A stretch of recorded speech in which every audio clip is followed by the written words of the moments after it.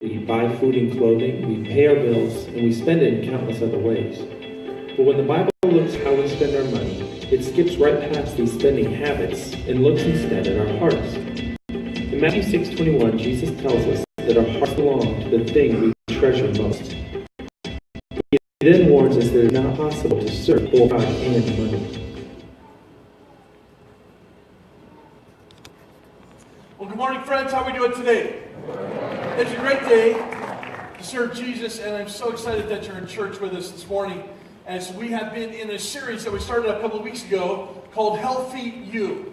And we want to create a healthy environment. We want you to be as healthy as you could possibly be. So let's go back to week 1 real quick. We talked about prayer, the importance of prayer. How many of you would agree with me and say that without a good prayer life, you're not going to have a great relationship with Jesus, right? Prayer is essential to your walk with the Lord. That prayer is our communication point. It's not only us talking to God, but in prayer, God speaks back into our hearts and our lives. He speaks into how we should be living our lives. We looked at that week 1, then we coupled week 1 and week 2 together as we talked about fasting. If you want to take your prayer life to another level, you need to be putting prayer and fasting together. Jesus, one day, as he was interacting with the disciples asked him, how come we couldn't cast this demon out of the sky? Jesus said, this only comes up by prayer and fasting. In the Old Testament, when Jonah was given the assignment of preaching to Nineveh, 40 more days and Nineveh will be destroyed, was his assignment. He preached that word. The Ninevites repented of their way. They backed away. They called a fast. They called upon the name of the Lord. And because of that, the scriptural text says God relented. Rather than bringing about the destruction on Nineveh he planned to do, he saw where their heart was. Prayer and fasting, when coming together, is powerful. I want to challenge all of us to continue down this road of prayer and fasting. Though today, officially, is the last day of this 21 days of prayer and fasting, and I hope, I trust, heard some great testimonies of things God's doing in your life, so way to go. Some wonderful answers to prayer. I heard this week alone 2 people got new jobs, breakthrough opportunities that they've been praying about. Some other people had some breakthroughs with some relationships, and those are some things that were just casually said to me. So way to go, keep praying, and we want to keep praying with you. Tonight is our kind of conclusion night of this month of prayer. And so we're having in this room an opportunity for Ron and me to pray over all of you that would come. Bring your kids, bring your family, and let's pray collectively over you. I'll anoint you with oil and pray God's blessing upon your life this year. So thank you for being a part of that tonight. But prayer and fasting, incredibly important. Last week, we took the challenge of fitness. And if you were here last week, you filled out a card. Over 500 of you filled out a card. I got a stack like this. It's great. And you said, you know what, I'm going to take you up on this challenge you to be active for 30 minutes over the next 30 days and see if in 30 days we are not better off than we were without doing this challenge. And so way to go, all sorts of you said, hey, I'll do it. And what you did, it's like, I don't care what you do. Some of you are walking for 30 minutes a day, that's great. Some of you are running. Some of you are doing a pickup game of basketball or playing racquetball. Some of you are on an elliptical or a treadmill. It doesn't matter. Just get active. Don't be a couch potato, right? Get active, right? Get off the couch and let's get active. God wants us to be more active. I will tell you, because I asked you to hold me accountable, so here we go, right? So 2 of the nights this last week, I didn't get a chance to do it until about 10 o'clock at night. So I put on my hoodie and my ski cap and my sweats, and I'm doing this walk-run thing in our neighborhood. I mean, I'm probably this scary-looking guy. Who's this big, scary-looking guy doing this running thing at 10:30 at night in the neighborhood? But I'm going to take you okay. So get on it, right? Get on it, get active. I will tell you, I slept better this last week. You get active, get that fresh air going, right? And it's a good thing, right? So let's do that. Let's make sure that we are aware of how physical fitness thing is absolutely a part of a healthy you. Today, we want to talk about finances. Right, I got the same response in all 3 services. No amens, no excitement, no whatever, because it's like, yeah, what is going to talk about regarding these finances? So I want to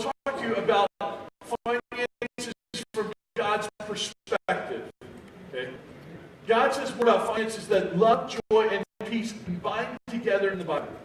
So there's more finance than those three topics. And if that's the case, because it talks a lot about joy and peace, right?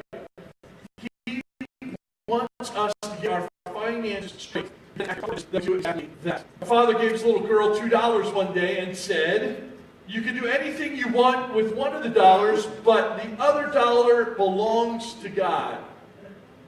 With joy, she ran to the candy store, and on the way she tripped and $1 fell into the storm drain.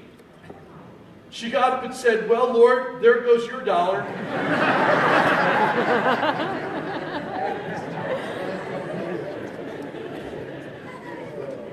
And that can happen, can't it?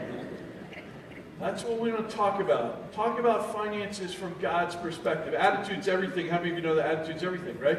Corrie ten Boom, some of you would recognize that name, once said, "I have held many things in my hands, and I have lost them all. But whatever I have placed in God's hands, that I still possess." Amen. Great statement. Proverbs chapter 3, verses 9 and 10 says this to us. It says, "Honor the Lord," everybody say honor. Honor. "Honor the Lord with your wealth, with the first fruits of all your crops. Then your barns will be filled to overflowing, and your vats will brim over with new wine." It is an if-then statement. The if is implied. We want the then. How many people want to be blessed of God? Raise your hand. I'll ask it again. How many people want to be blessed of God? Raise your hand. Right? The rest of you, you need to get your head examined. I'm sorry. We need God's blessing, right? So we want the then part. Then your barns will be filled to overflowing, and your vats will brim over with new wine. We want the then, but to do that, we got to do the if part. The if is implied. If you honor the Lord with your wealth, with the first fruits of all of your crops. God does not want your leftovers. He wants your best. He wants your first fruit. The Old Testament, it was talked about as the fatted calf. They killed the fatted calf. They killed the best. In fact, there were times where people sacrificed in the Old Testament, not the best, but sacrificed that which was lame or damaged in some way, and God called it out as detestable in His eyes. Wow. God doesn't want your leftovers. He wants your best. He wants your heart. He wants all of it. He wants you to be all in. And if we choose to honor the Lord with our wealth, we choose to honor the Lord with our life, we choose to honor Him with the first of what we have, then God will pour out blessing into our lives. And what an amazing thing that is. So let me give you 5 points today I think that are really important for us to get as we move forward with this message. Number one, it starts with your relationship. Who is in control? Who is in control? The Bible says this very simply in Psalm 24, verse 1, "The earth is the Lord's, and everything, everything, and everything in it, the world and all who live in it." God's got this in His hand. There's not a single thing that's taking place He doesn't know about. There's not a single thing that isn't His. It's all in His hands. He's got this. Okay, we've done this before. We're going to do it again today. Everybody make a fist real quick. Make a fist. Squeeze it nice and tight. Squeeze it tight enough that you see some white knuckles going on there. Apologies to everybody with long fingernails. Squeeze it nice and tight. Okay, on the count of 3, just a moment, we're going to open up that fist. And when we do so, I want you to think about how it feels when you open up your fist. Ready? 1, 2, 3, open up your fist. How'd that feel? How'd that feel? So, did it feel a little tingly in your hand? And then maybe a sense of relief that this pastor guy finally said, open up your hand, right? It's the same way with your money. God owns it all. We create our own stress with our finances. When you choose to clutch onto it too tightly, you're creating your own stress in your life. Stress God has not made you to have. God wants you to open up your hands wide to Him and say, God, you've blessed my life. All of what I have, everything, all the good stuff that I have in my life, it's all back in your hands. See, friends, you're not the owner of it, you're the steward of it. God has blessed you to be a blessing. You have not been blessed to hoard it to yourself. You've been blessed to be able to bless other people, whether it's your spouse, your extended family, other friends, or whatever. Everything that we have that's good in our lives, we've been given that so we can help bless other people's lives through it all. Does that mean that we have to give everything away? No, I'm not saying that. But I'm saying that in the midst of you receiving, you've been blessed to be able to continue to give out. And we do so by open hands back before the Lord, giving of what you've given me, and I place it all back in your hands because you're the owner of it. I'm just the steward of it. And it makes life a lot easier for friends. The earth is the Lord's and everything in it. Don't try to claim from God what is already His. Give it back to Him. I want to remind us of what it says in Proverbs 19:21. It says, you can make many plans, but the Lord's purpose will prevail. How many of you would agree with me that when God wants to do something, He's going to do it? Whether you like it or not, if God wants to do it, it's going to happen. And no number of people can stop the hand of God. When God wants to bring something, He will do it. You don't have the ability to stop God. I don't have the ability to stop God. So we need to understand that we can make plans, and plans are good, but we need to submit our plans before the Lord because God's still in control. 1 Timothy chapter 6, verse 7 says, for we brought nothing into the world, and we can take nothing out of it. When you were born, you were not born with lots of stuff.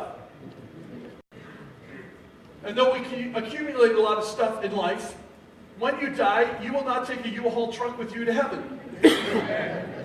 It's all going to stay here. It's all going to stay here. We brought nothing into the world. We'll take nothing out of the world. So don't get all stressed out about how much you've accumulated, because the person with the most stuff doesn't win. They just leave more stuff behind. Right? One of the greatest things that you can do is invest in the lives of people around you, the people that you love, the people that you know. I think today if there's a man who had worked all of his life and he saved all his money. He was a real cheapskate when it came to his money. He loved money just about more than anything else in life. And just before he died, he said to his wife, now listen, when I die, I want you to take all of my money and place it in the casket with me, because I want to take all of my money to the afterlife. So he got his wife to promise him with all her heart that when he died, she would put all of the money in the casket with him. When one day he died, he was stretched out in the casket. His wife was sitting there in black next to their best friend. And when they finished the ceremony, just before the undertakers got ready to close the casket, the wife said, wait a minute. She had a shoebox with her. She came over with the box and placed it in the casket. Then the undertaker locked the casket and rolled it away. Her friend said, you weren't crazy enough to put all that money in there with that stingy old man. And she said, yes, I promised. I'm a good Christian, and I will not lie. I promised him that I was to put that money in the casket with him, and I did it. You mean to tell me in the casket with him? I sure did, said the wife. I got it all together. I put it into my account, and I wrote him a check. Amen.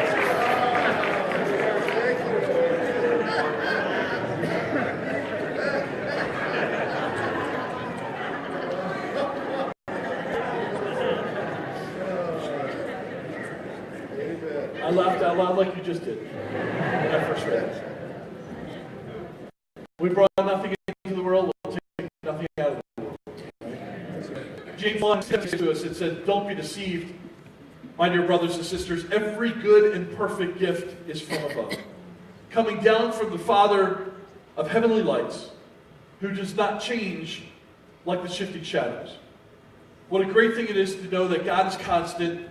He doesn't change, but every good thing you have, everything that's good in your life, God has had His handprint all over that in blessing your life.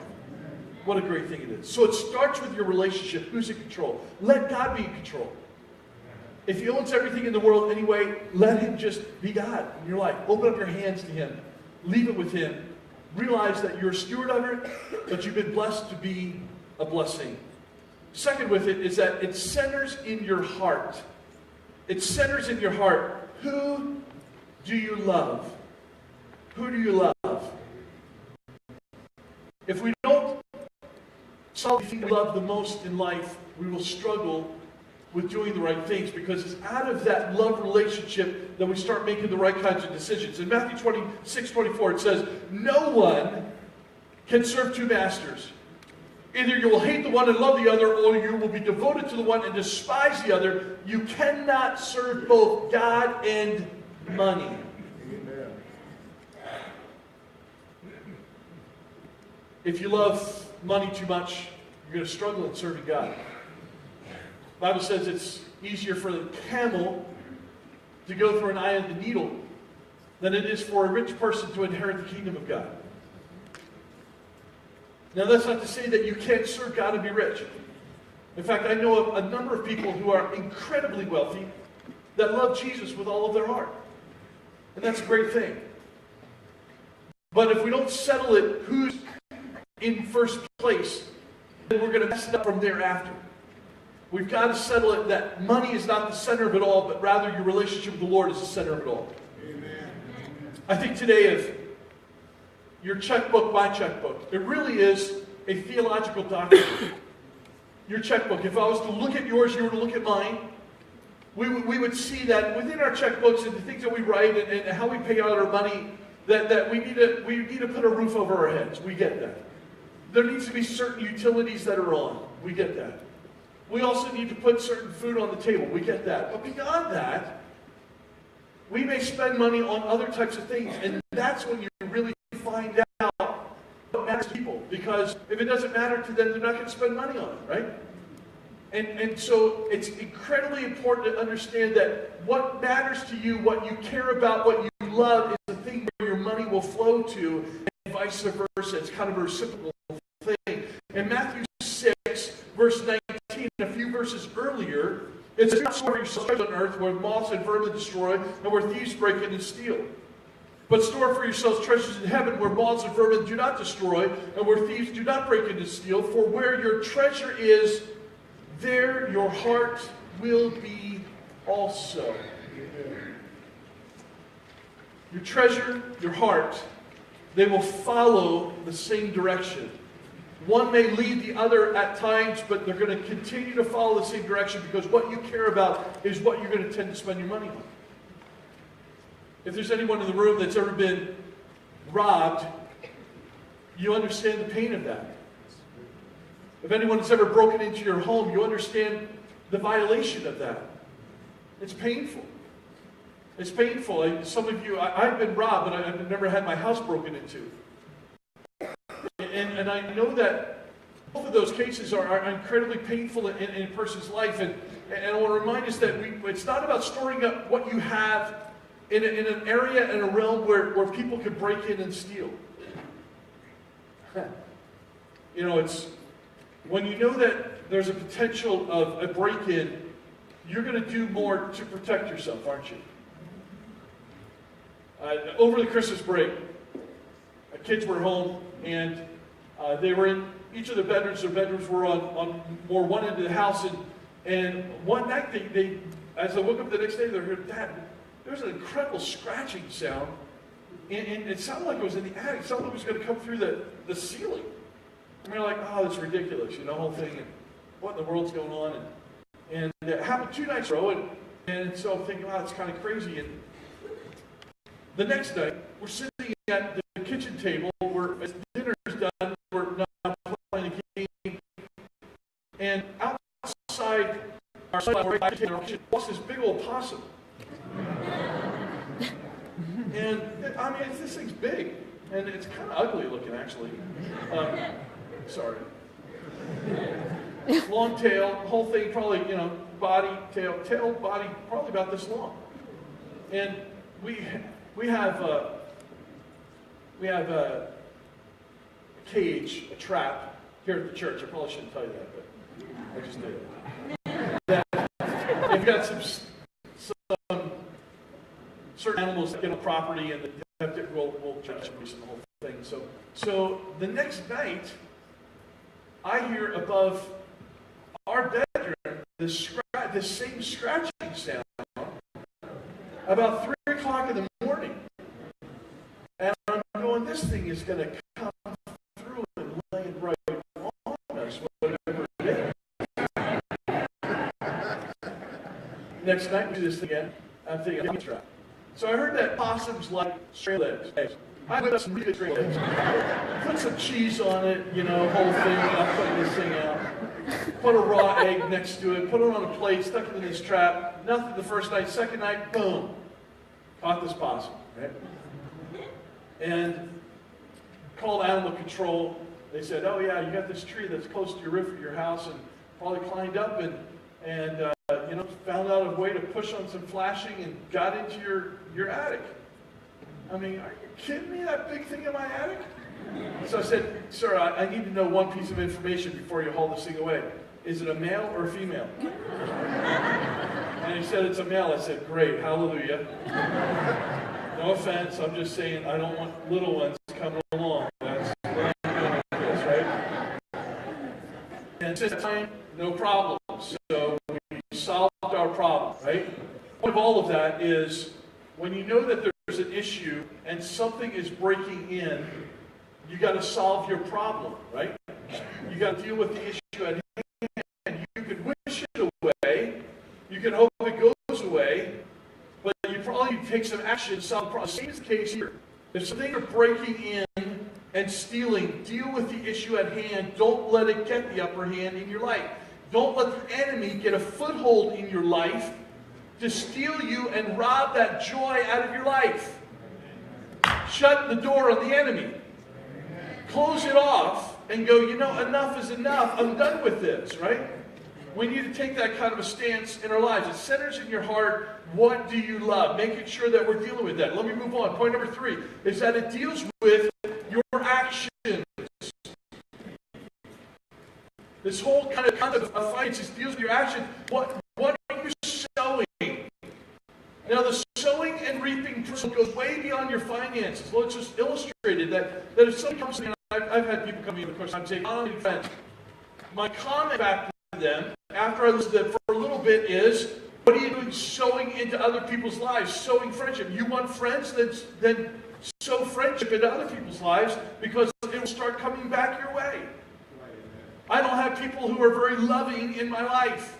Well, are you sowing love, or are you a problem? Right?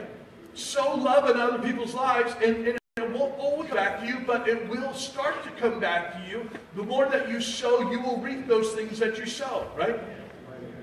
How important it is that we get this sowing and reaping principle.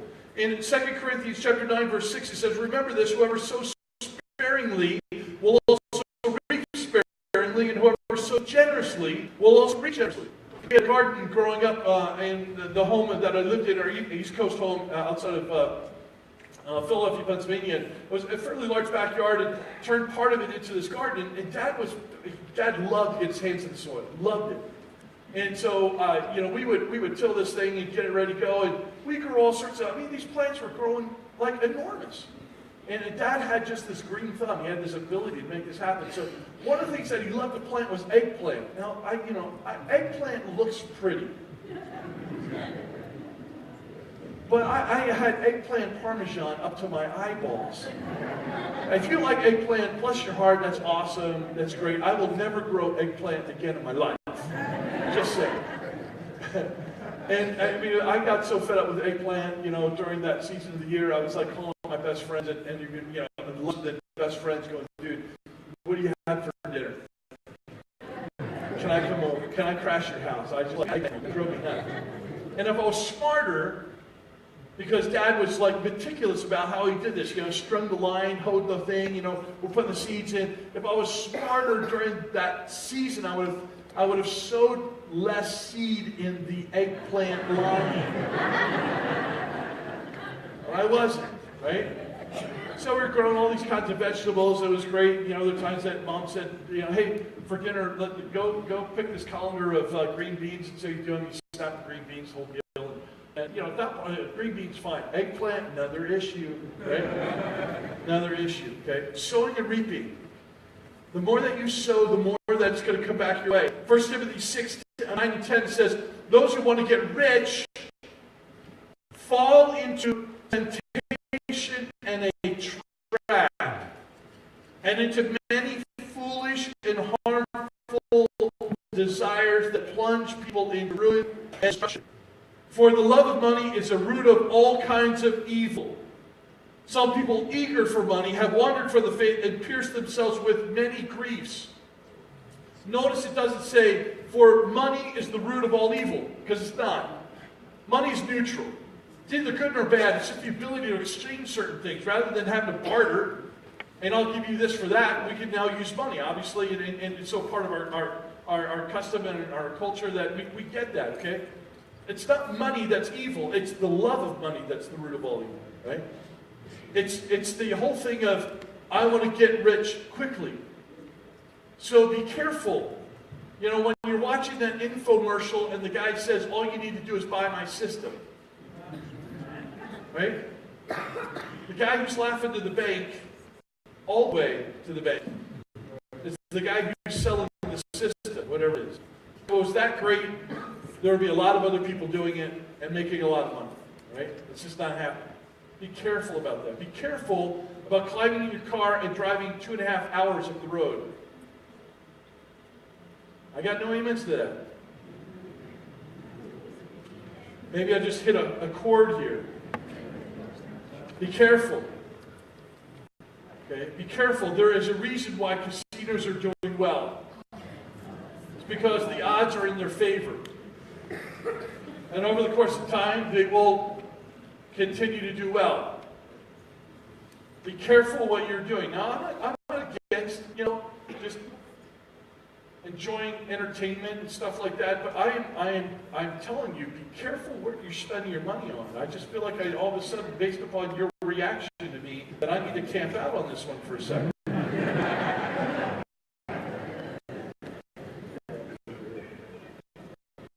All right? I remember this year after we married, we moved back to London, I went back to the East Coast, and I was performing my best friend's wedding. He got married, and while we were on the East Coast, we went to a favorite place that I grew up going to, Jersey Shore, as they refer to it as, Ocean City, New Jersey. And 10 minutes up the road is Atlantic City. So we thought, it would be fun to walk the boardwalk in Atlantic City, so we did. And we walked into a casino and stood there for a moment. And I will never forget this for the rest of my life. But there was a guy who walked in, he slapped $700 on the table, and in 15 minutes, it was gone. And that's 28 years ago, 29 years ago. It's a long time ago. And I couldn't help but think then, and I still say, was that guy's paycheck? Was it out of abundance, or what was he doing? Was he at a point where he was desperate and he needed to make some money real quick, and he had just hoped that it would work? I don't know, and I never will. But it's something that I just want to say to you, the scriptures say to us, be careful. Be careful. Make sure that you walk down this road very carefully. Those who want to get rich fall into a temptation and a trap, and into many foolish and harmful desires that plunge people into ruin and destruction. Careful what you're doing. Galatians 6, 9 and 10 says, do not be deceived. God cannot be mocked. A man reaps what he sows. Whoever sows to please their flesh, from the flesh will reap destruction. Whoever sows to please the Spirit, from the Spirit will reap eternal life. Sow into the right place, and you will receive the blessing from one or the other. Either the destruction will come your way, or eternal life will come your way. Careful what you are sowing into, friends. Even after you say it, people say to me, how come I'm struggling with that? Because you have closed the door on stuff that you need to close the door on. Shut the door on the enemy and let the past be in the past. It will take some time maybe for the residue of that to go away, but if you put your eyes on Jesus and you say, I'm going to serve Jesus and not try to live in both places, but you settle this in your heart, you're you choose to be all in, then God will pour blessing into your lap. Point number 4, it also addresses your choices. What are you buying? What are you buying? Americans today are spending more than they're making. It's a change in culture of many decades ago where they would be really good at saving, and we are spending more than we are making. Proverbs 22:7 gives us an incredibly important principle that's very basic. And it says very simply, just as the rich rule the poor, so the borrower is servant to the lender. Now I realize that in order to do things in life, you can't always pay cash for everything. I get it. But as we're making decisions, you are setting a course of action as to what you are committing yourself to over the long haul. In order to buy a house, very few people today are able to buy that in cash. I get it.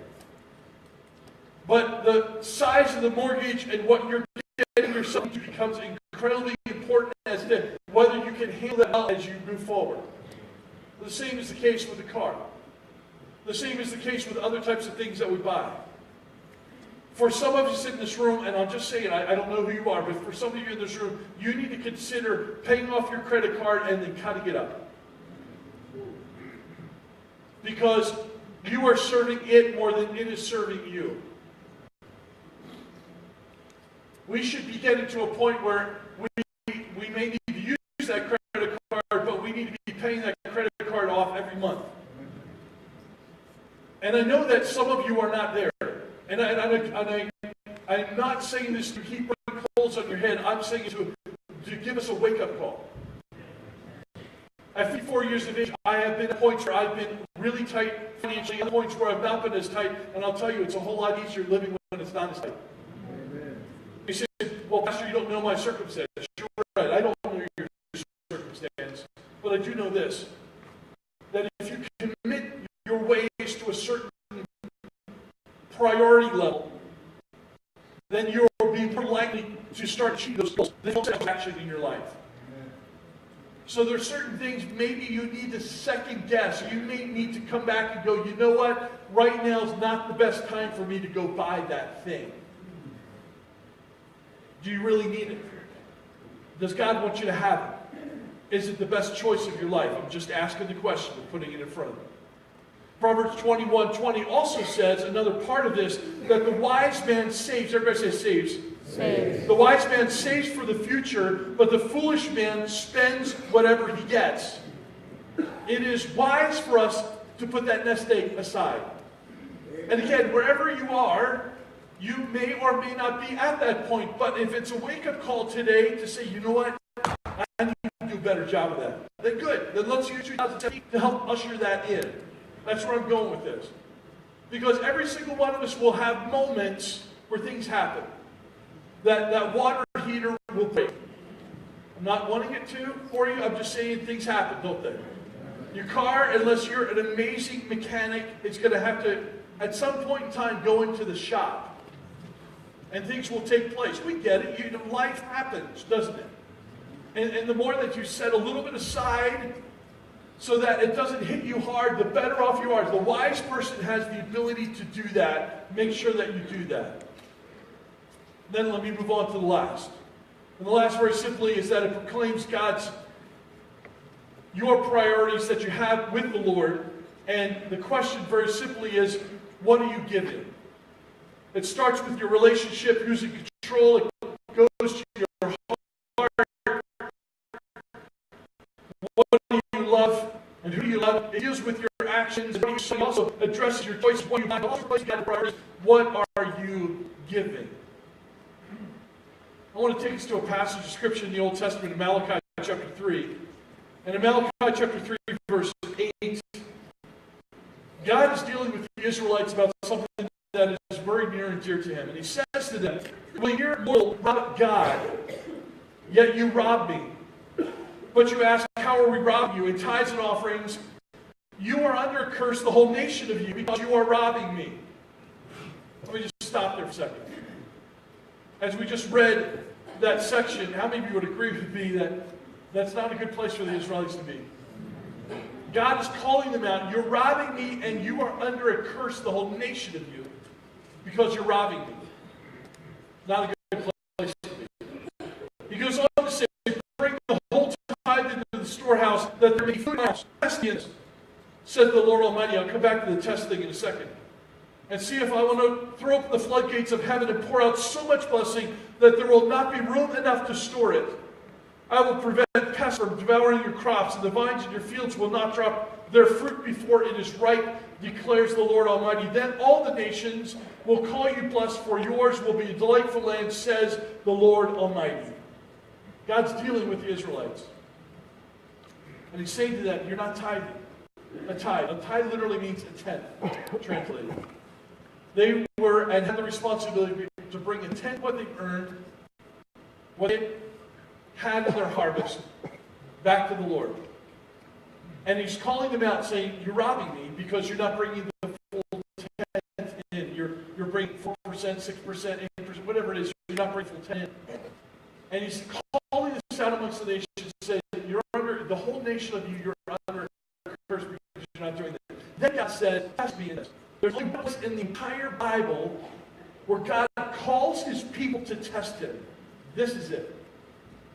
He says, test me in this. And he says, bring the whole tithe into the storehouse.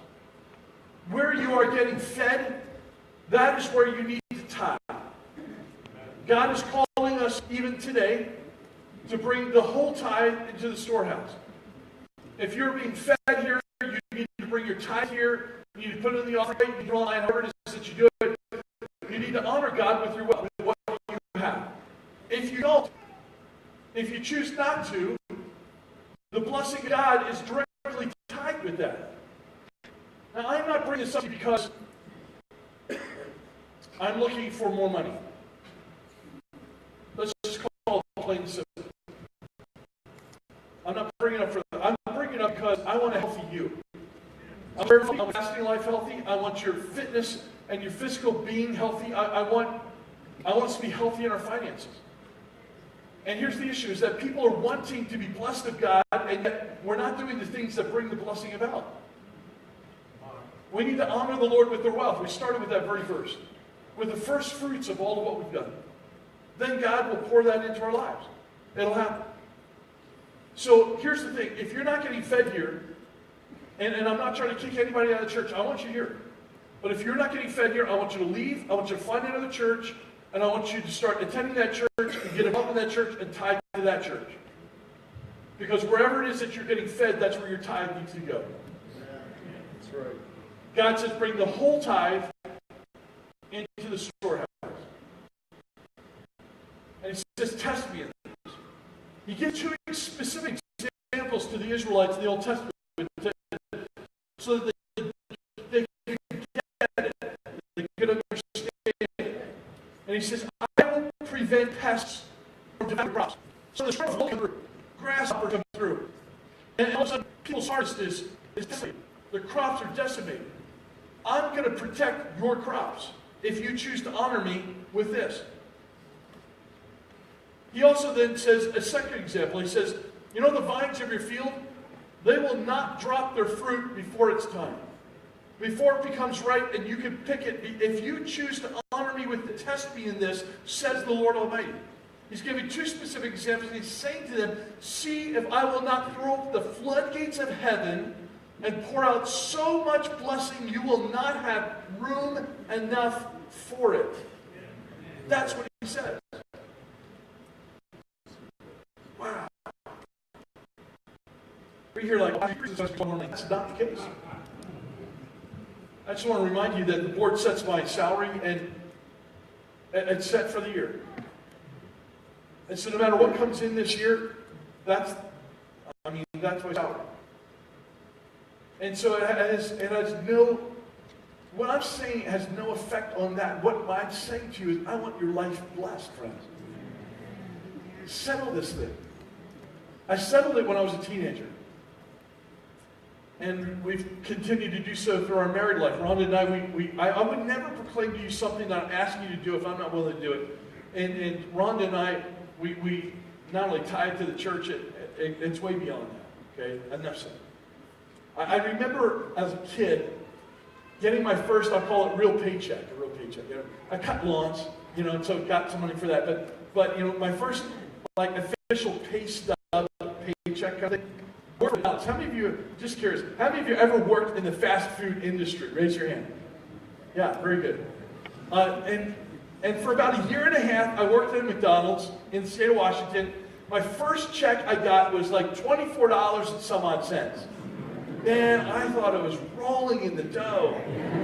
I was like, that's amazing, 24 bucks, this is awesome, you know? Minimum wage, $3.25 was minimum wage at the day, okay? Shows you how old I am in the continuum of these things, right? Okay. And I remember taking the paycheck home, and I remember, you know, saying, hey, Mom, I got my first paycheck. She said, what are you going to do with it? And I knew what she was asking without even having to say anymore.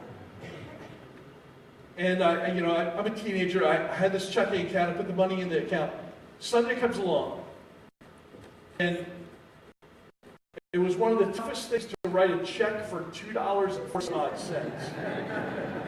10% of that paycheck. Because there was a side of me that's like, that's my money. I earned that. I worked hard for that, right? And so my point is this, is I've had people tell me, you know, Pastor, I'll start tithing when I make more money. No, you won't. Because it's not a money issue. It's a heart issue. It's something we've got to settle that's going on inside of us. And you won't deal with it after more happens. I love what two very wealthy people once said. J.L. Kraft once said, head of the Kraft Cheese Corporation, the founder of that. He did about 25% of his enormous income to Christian causes for many, many years. He said, the only investment I ever made which paid consistently increasing dividends is the money I've given to the Lord. What a great statement. John D. Rockefeller, you know that name, and he made the statement, I quote, I never would have been able to tithe the first $1 million I ever made if I tithed my first salary, which was $1.50 per week. It's true.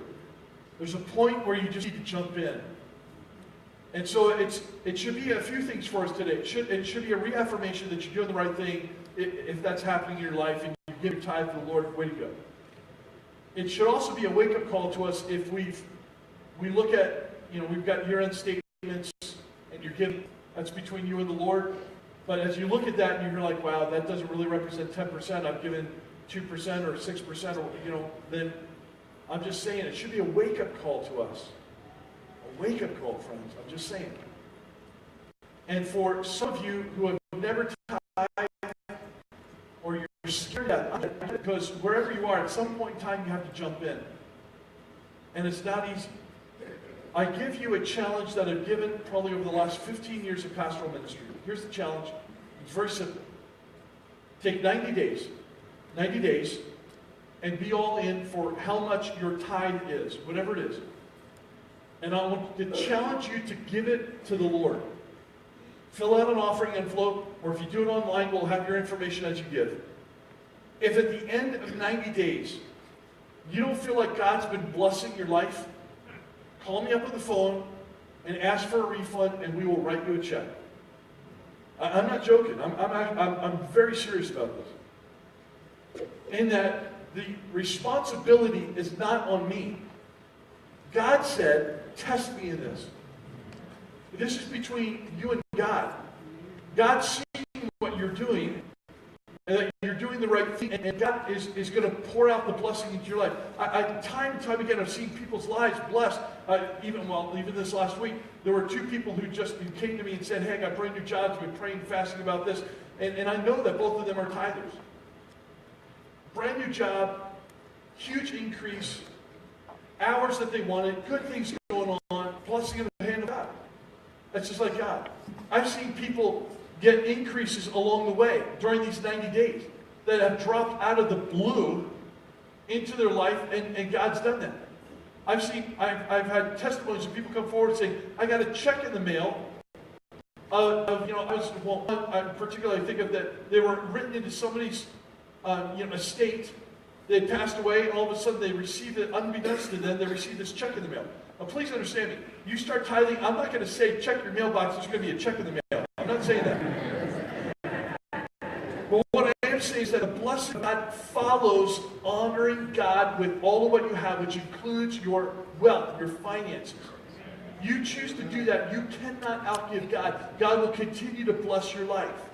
It's a great thing. Let me move on. Matthew 22, 15 through 22 says, Then the Pharisees went out and laid plans to trap him, referring to Jesus in his own words. And they sent their disciples to him along with the Herodians. Teacher, they said, we know that you are a man of integrity and that you teach the way of God in accordance with the truth. You aren't swayed by others because you pay no attention to who they are. Tell us then, what is your opinion? Is it right to pay the imperial tax to Caesar or not? But Jesus, knowing their evil intent, said, You hypocrites, why are you trying to trap me? Show me the coin used for paying the tax. They brought him a denarius, and he asked them, Whose image is this and whose inscription? Caesar's, they replied.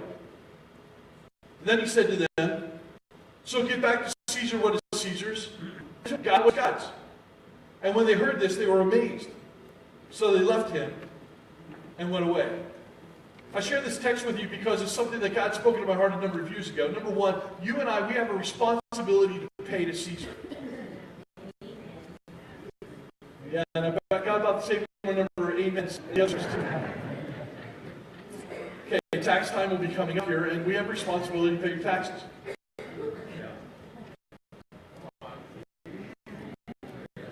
Christians should lead the way in this.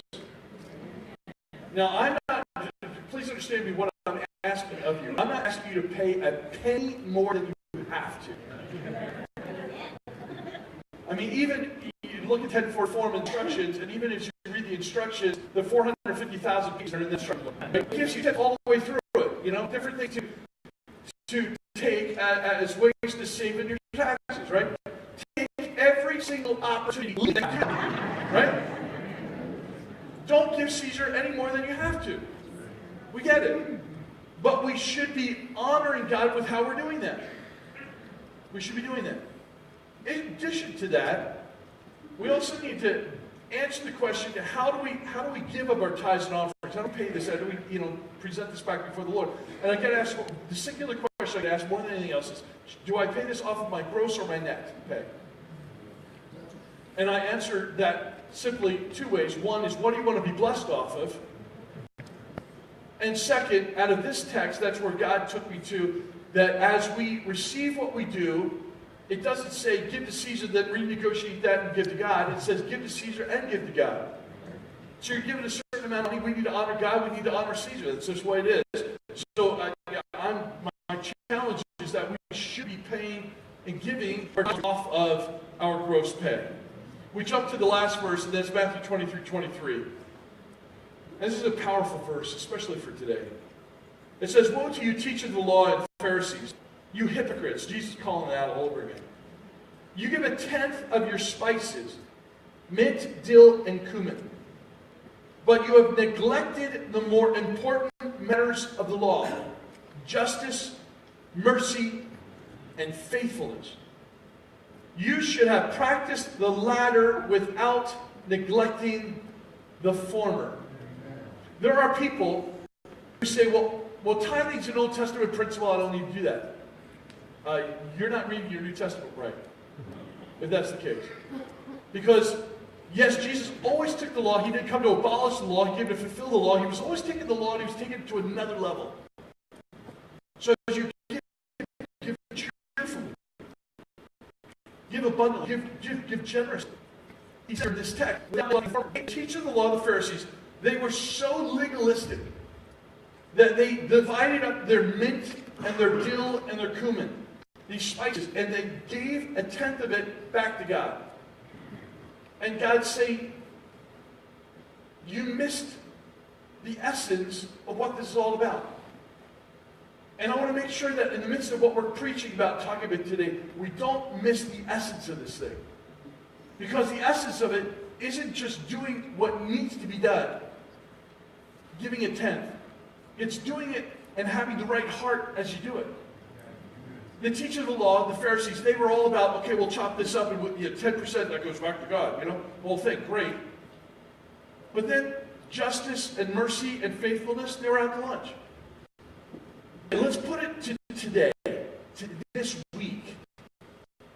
Let's be as clear as possible. Our country is incredibly divided. And where people are marching for all sorts of stuff. Okay. In the midst of the marches and the things that are happening, as Christians, we should be leading the way, being people when we see an injustice, or see a place where there's not mercy, or see things that are not being done. We should lead the way with this. Okay, let's get more specific. I love my wife. I know that you're glad to hear that today, right? I love her. Beautiful woman of God. As not just a man, as her husband, but also as a man, and I'm thinking about all ladies, from a professional standpoint, I should be loving on women. I say the right professional kind of way. Right? So that as we live life, that should be coming through us. When people are saying that, certain people don't care about women, or they don't care about people of color, as Christians, we should be leading the way in expressing love and compassion and mercy and blessing into people's lives. I look around this room today, there's people of color. I mean, I was out in the sun yesterday, but I'm as Caucasian as it gets, right? Right? And in the midst of all of that, I look around and there's red and yellow and black and white, and they are all precious in His sight. Amen. And in heaven, it's going to be that way. And so we might as well get used to leading the way with how we love on people and care about people, and we're compassionate and merciful and faithful to our word and saying the right kind of things. Am I making sense today? So in other words, what Jesus was dealing with the teachers of the law and the Pharisees, He goes, you hypocrites, you guys are all about, giving your tenth and, I'm doing this, and I'm doing that, and then you miss it entirely. Don't do that. So, as you are doing what God's calling you to do in giving a tenth, let's also have a heart of compassion to people. Let's be Jesus to the people around us. Let's let God do what He wants to do through us. And when that happens, then all of a sudden we make a bigger impact upon the world in which we live.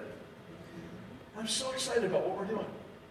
9 campuses, all sorts of great things going on, planting churches, great things happen, but it's all about every one of us being Jesus to the people around us. So the question very simply is, what are we going to do? Let's try to get both of these right. Let's handle our finances the right kind of way. But let's not just be legalistic about it. Let's be compassionate about it. So that's why, just so you know, if you're newer to the church and when it's time to receive the offering, people are clapping. The reason for that is that the Bible says that we should give cheerfully. We should give generously. We should give with a joyful heart. And that comes to play also when someone else needs some help and they need a word of encouragement, or maybe they need a little bit of a few dollars here and there. Does that mean that I'm telling you when we walk out of this room today, every person in need, you got to help every single? I'm not saying that we're responsible. I'm saying that you need to let the Holy Spirit speak into your heart so that we are used of God to touch some people's lives. No single person can handle it all, but we can all do something to speak a word of encouragement, a word of life, a blessing to somebody else so that God uses us powerfully. Let's pray together, shall we? Lord, today, as we sum up this message, and we're prepared to leave this room, Lord, I pray that you would speak in each one of our hearts, my heart included, Lord. And in the midst of the message that we've just presented, and all of what's been said, Lord, maybe there's a point or two, a thing or two that you want us to gravitate to. Maybe, Lord, we're struggling giving the first fruit back to you. Or maybe we're struggling in bringing the whole tithe into the storehouse. maybe we're struggling, Lord, in who's in control, that we want to take ownership of this thing. Lord, maybe it's not settled in our heart. Wherever the point of application is for us today, I pray that you would help us not just message and move on, but Lord, that we would truly ponder what we need to do as a result of it. And if there be some in the room that need to take the challenge over the next 90 days, I pray that you would help us to have the courage to do so. Lord, we want to be blessed. But we also know that in order to be blessed, we need to do what you've called us to do. So Lord, help us not to take this thing where we hope that we're blessed by you, but we just continue to do whatever we feel like doing. Lord, help us to settle some things and to make the commitment that we need to make. So guide us and direct us, I pray, through this process as we bring it before you. And friends, as we just bow our heads in God's presence today, if you'd like to have a relationship with Jesus Christ, it starts there. If you'd like the Lord to take away your sin and give you eternal life, I'd love to pray for you. I'm not going to single you out, I'm not going to embarrass you, but I want to pray for you. See, the simple fact is that all of us have sinned and we come short of the glory of God. And that's why Jesus came. He came to take away your sin and mine. He came to give us eternal life.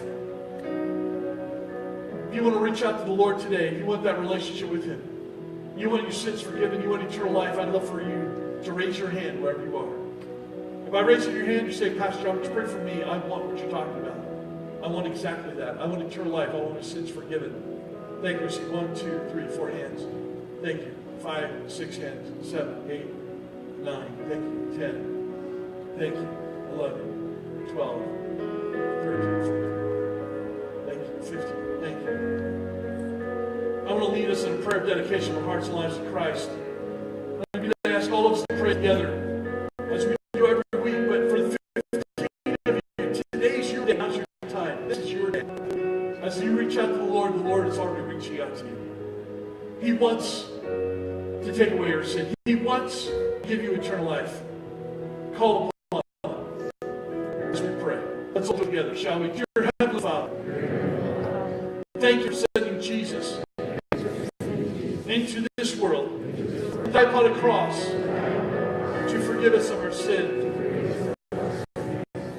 Today, Lord Jesus, I put my hope and I put my trust in you. Please forgive me of my sin and give me eternal life. In Jesus' name, amen. Amen. What do you think of this? Let's celebrate that. Amen. Amen.